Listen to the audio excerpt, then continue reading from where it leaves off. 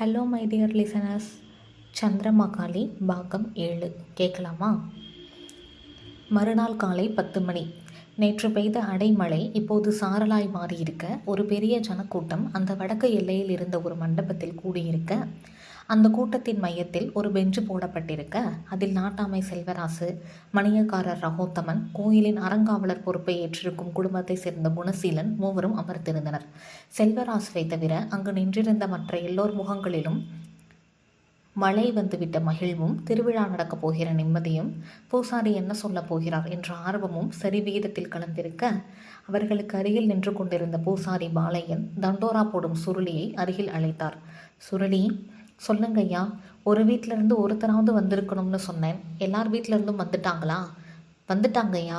சரி என்றவர் தன் தொண்டையை ஒரு முறை கனைத்து கொண்டு எல்லாரையும் பொதுவாய் பார்த்து கொண்டே பேச ஆரம்பித்தார். மலையாள தேசத்து நம்பூதிரியை பார்த்து பேசிட்டு இன்னைக்கு காலையில் தான் நம்ம ஊருக்கு வந்தேன். அவர் சொன்ன செய்தி என்னன்னா, 3 வருஷத்துக்கு முன்னே நடந்த திருவிழாவில் ஏதோ குளறுபடி ஆனதால தான் அடுத்து வந்த வருஷங்களில் ஆத்தா கிட்டேருந்து உத்தரவு வராமல் போச்சாம். இனி எந்த தப்பும் வராமல் நாங்கள் திருவிழா நடத்துவோம்னு ஊர் மக்கள் எல்லாரும் சந்திரமகாளி முன்னால் ஒரு சத்திய பிரமாணம் செஞ்சால் நல்ல பலன் கிடைக்குமாம். ஐயா, சத்திய பிரமாணம்னா? கூட்டத்தில் ஒருவர் கேட்க, சொல்கிறேன். ஆத்தா முன்னால் பூக்குழி இறங்குறதுக்கு ஏதுவாக ஒரு பெரிய குழியை வெட்டி அதில் தீ வளர்த்து ஊர் மக்கள் எல்லாரும் ஒருத்தர் விடாமல் தீ முன்னால் வந்து நின்று ஒரு குறையும் இல்லாமல் விரதம் இருந்து இந்த திருவிழாவை நல்ல முறையில் நடத்துவோம்னு சத்தியம் செய்யணும். இதுதான் சத்திய பிரமாணம். இன்னும் 2 நாளில் மார்கழி கடைசி வாரம் வரப்போகுது. அந்த ஒரு வாரம் சென்று தை 2ஆம் தேதி மாட்டுப்பொங்க அன்னைக்கே நம்ம சத்தியம் பண்ணிடலாம். இனி நமக்கு எந்த பாதிப்பும் வராமல் இருக்கணும்னா இது ஒன்றுதான் வழி. உங்கள் குடும்பங்களில் யாராவது வெளியூரில் இருந்தாங்கன்னா முன்கூட்டியே சொல்லி வரவழைச்சிருங்க. ஆமாம் பூசாரி, நான் சின்ன வயசாக இருந்தப்ப இந்த மாதிரி ஒரு தடவை நம்ம ஊர் மக்கள் எல்லாரும் செஞ்சுருக்கோம். ஊரிலேயே அதிக வயதான மனிதர் என அனைவராலும் கருதப்படும் அப்பாசாமி தாத்தா சொல்ல எல்லோரும் ஆச்சரியமாய் அவரை கவனிக்க ஆரம்பித்தனர். என்னையா சொல்கிறீங்க? ஆமா ரகோத்தமா, அப்போ எனக்கு ஒரு 10-12 வயசு இருக்கும். கடன் தொல்லையால் அப்போ மாகாளி கோயிலில் பூசாரியாக இருந்தவர் வெளியூருக்கு போகிறதா சொல்லிவிட்டு கோயிலுக்கு வெளியே இருக்கிற அரச மரங்களில் ஒரு மரத்தில் தூக்கில் தொங்கிட்டாரு. அதை பற்றின லஜ்ஜையே இல்லாமல் ஊரில் திருவிழா நடத்த அது ரொம்ப பெரிய தெய்வ குத்தமாக போயிடுச்சு. அடுத்த 5 வருஷத்தில் ஊரே பாலைவனம் போல் ஆச்சு. இதே மாதிரி யாரோ ஒருத்தர் சொல்லித்தான் நெருப்புக்கு முன்னால் கை நீட்டி எல்லாரும் சத்தியம் போட்டோம். திருவிழா எந்த சிக்கலும் இல்லாமல் நடந்து முடிஞ்சு அதுக்கு பிறகு எல்லாம் சுமூகமாக ஆயிடுச்சு. இதை நான் முன்னாடியே சொல்லியிருக்கலாம் தான். ஆனால் குறியேட்டு போன இடத்துல வேறு மாதிரி சொல்லிவிட்டால் சிக்கல் தானே, அதையும் பொறுத்து சொன்னேன்.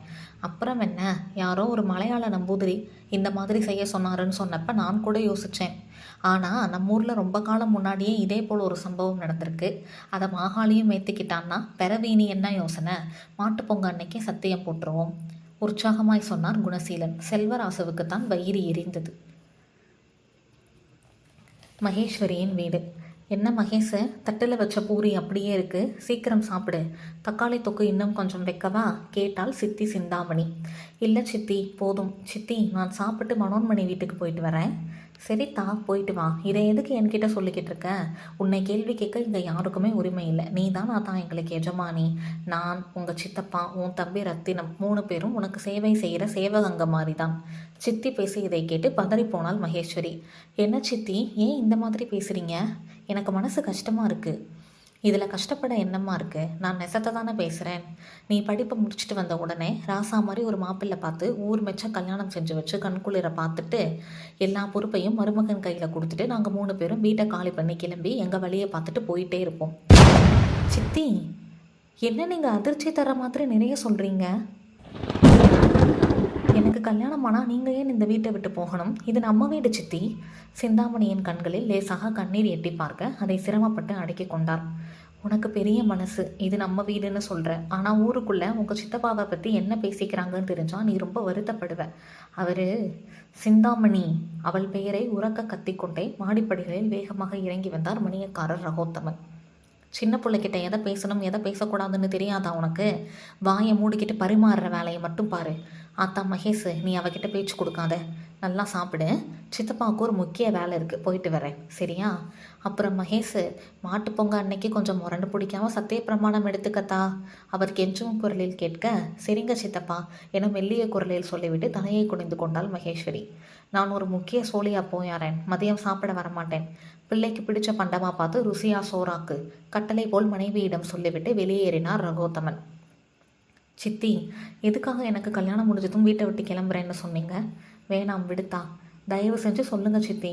உன்னை ஏமாற்றி உனக்கு சேர வேண்டிய எல்லா சொத்து பத்தையும் உன் தம்பி ரத்தினத்து மேலே மாற்றிக்கிறது தான் உங்கள் சித்தப்பாவோட எண்ணமா? அப்படித்தான் இந்த ஊரில் எல்லா பயல்களும் பேசிக்கிட்டு திரியிறாங்க. அவர் எப்பேற்பட்ட மனுஷன், மாமாவும் நாச்சியாக்காவும் எங்கே இருக்காங்க என்ன ஆனாங்கன்னே தெரியல. அவங்கள காணாமல் நம்ம எல்லாரும் உடைஞ்சு போன தேதியிலிருந்து இப்போ வரைக்கும் உங்கள் சித்தப்பன் தான் நம்மளை அரண்மனை பார்த்துக்கிருக்காரு. வருஷம் 7 ஆச்சு. இன்னும் எத்தனை வருஷத்துக்கு தான் அவர் ஊரார் ஏசுறதை சகிக்க முடியும்?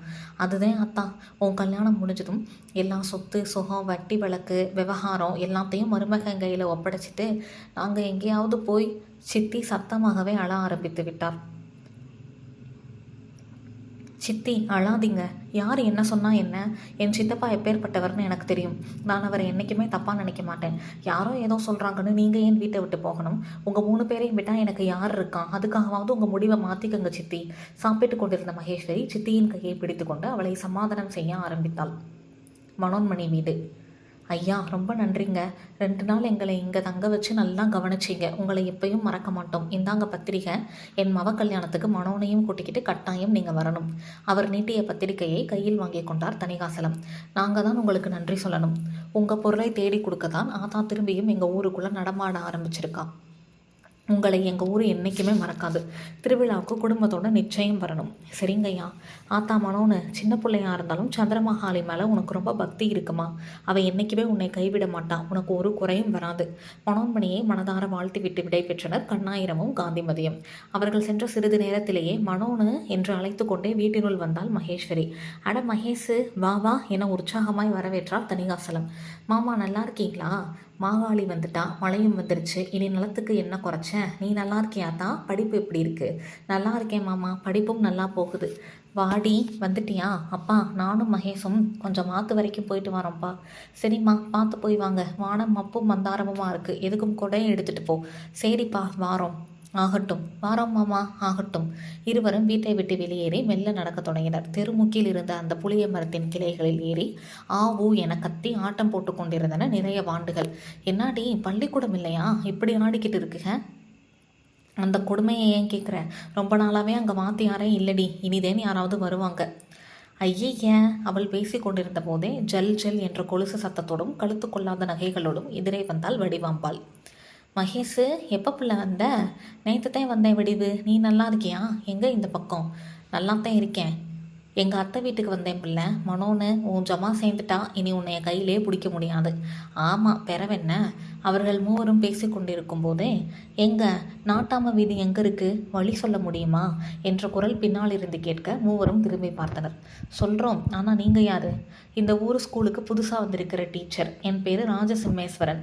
ஓரளவு உயரம், மிடுக்கான தோற்றம். வடிவாம்பாளுக்கு ஏனோ முதல் பார்வையிலேயே அவனை பிடித்து போனது. வருவாள்.